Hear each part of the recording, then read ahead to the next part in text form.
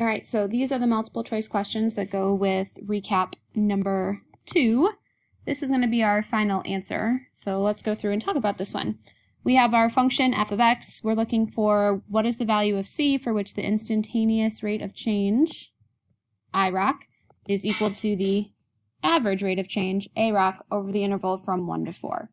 Well, this looks like a mean value theorem question, and in order to apply the mean value theorem, we need to make sure that our function is differentiable and continuous on the interval 1 to 4. X on its own is just a line, that's fine. Natural log of x has a problem at 0, but 0 is not in our interval. So we know that the mean value theorem will be true. There is a value of c such that f prime of c equals f of b minus f of a all over b minus a. And so we need to then do the work to fill in these pieces. Well, f prime of c is going to be 1 plus 1 over x, but I'm going to write the c because that's what we're looking for.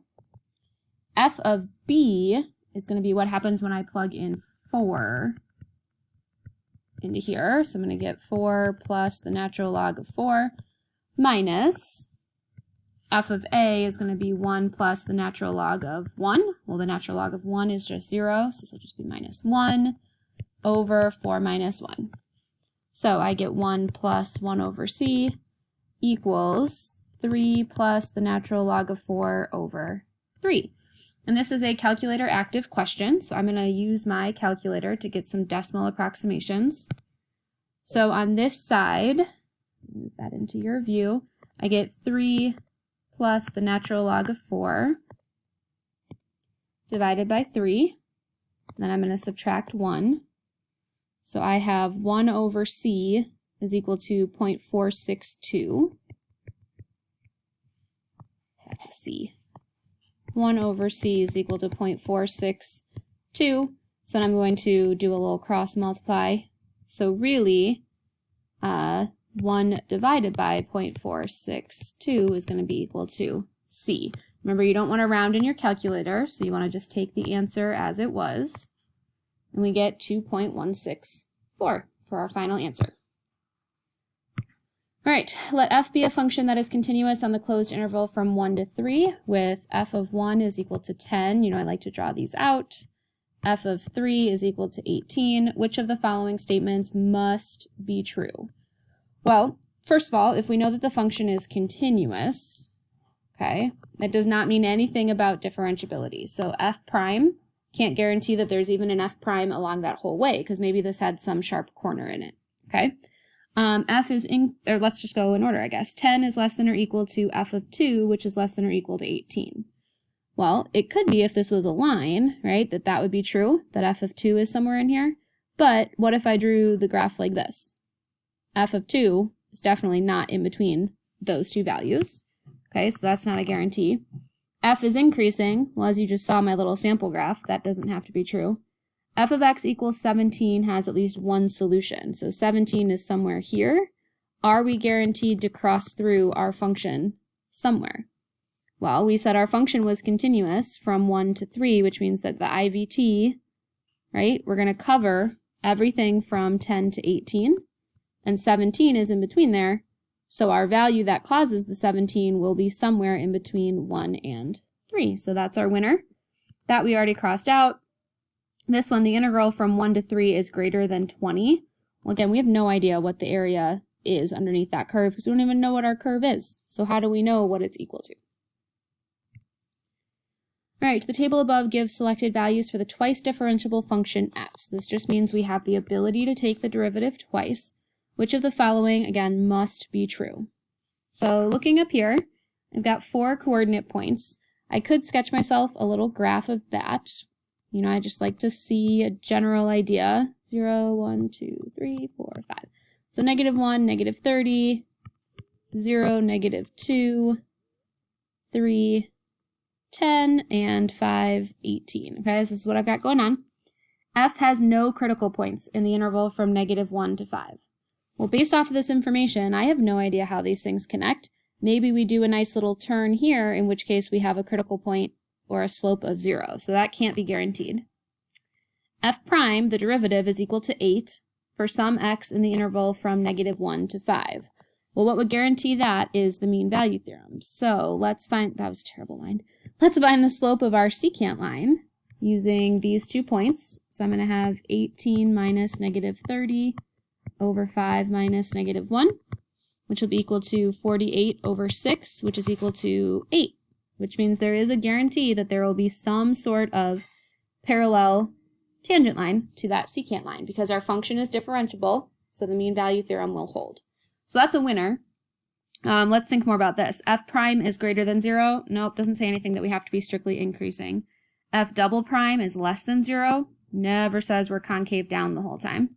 And the graph has no points of inflection. We have no idea about concavity based off of our given information. Okay, I think what they're trying to get at is most students would be like, oh, I'm just going to connect these like this. In which case, yes, that function is increasing and concave down. But I like to think outside the box, and I want my function to go like this. In which case, none of that can be true.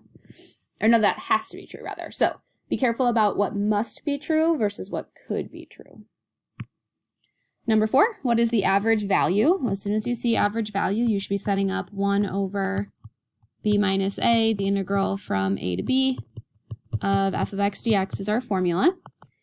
We want to go through, we want to use our a and b, so 1 over 2 minus 0, the integral from 0 to 2 of x squared, square root of x cubed plus 1 dx.